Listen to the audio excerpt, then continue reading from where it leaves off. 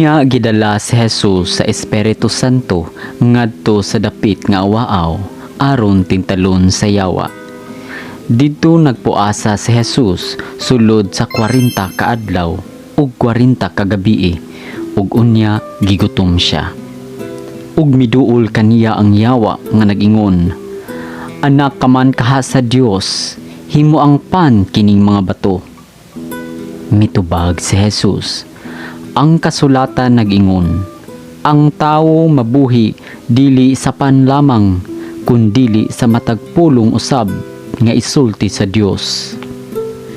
Unya gidala si Jesus sa yawa ngadto sa Jerusalem, ang balaang syudad, ug gipatindog siya sa kinatas-ang bahin sa templo ug giingnan, "Anak ka man kaha sa Dios, ambak ngadto sa ubos, kay nag-ingon man ang kasulatan, ang Dios magsugo sa iyang mga anghel pagbantay kanimo, sapnayon kanila aron dili maigo sa bato, bisan gani ang imong tiil."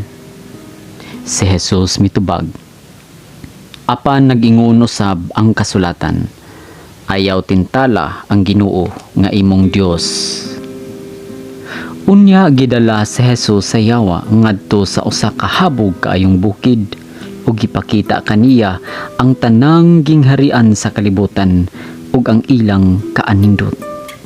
Ang yawa miingon, "Ihatag ko kanimo kining tanan kun muluhod ka ug mosimba kanako."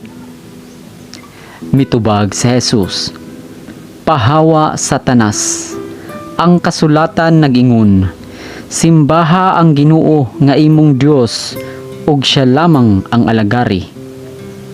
Busa ang yawa mibiya kaniya ug unya nangabot ang mga anghel ug miatiman kaniya. Sa pagkadungog ni Jesus nga gibilanggo si Juan, mibalik siya sa lalawigan sa Galilea. Mibiya siya sa Nazareth ug didto mipuyo sa Capernaum, usa ka lungsod daplin sa lanaw sa Galilea sa kayutaan sa Zabulon ug Neftali.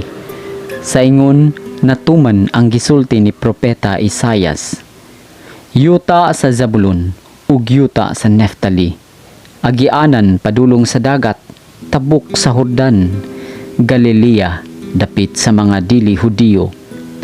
Ang mga tawo nga nagpuyo sa kangitngit nakakitag dakong kahayag, kanila nga nagpuyo sa mangitngit nga yuta sa kamatayon, midanag ang kahayag." Sukad ni adto si Jesus misugod pagwali nga nagingon, "Hinulsuli ang inyong mga sala, kay hapit na maghari ang Dios." Samtang naglakaw si Jesus daplin sa lanaw sa Galilea, nakita niya ang duha ka magsuong mananagat nga namukot, si Simon nga ginganlag Pedro ug si Andres.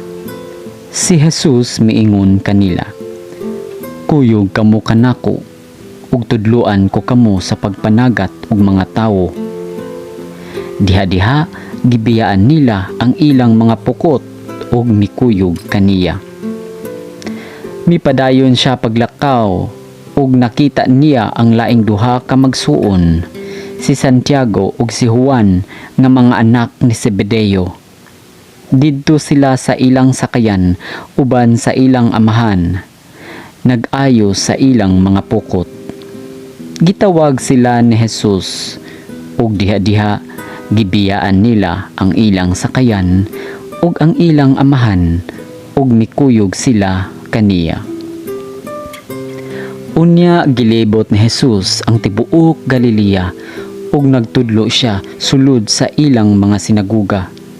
Nagwali sa maayong balita bahin sa paghari sa Dios ug nag-ayo sa mga masakiton. Mikaylap sa tibuok lalawigan sa Syria ang iyang kabantog ug gidala sa mga tawo ngadto kaniya ang tanang nag-antos sa nagkalain-laing mga sakit ug mga balatian, mga giyawaan, mga patulon, mga paralitiko ug giayon ni Jesus silang tanan. Misunod kaniya ang daghang mga tawo gikan sa Galilea, sa Decapolis, sa Jerusalem, sa Judea ug tabok sa Jordan.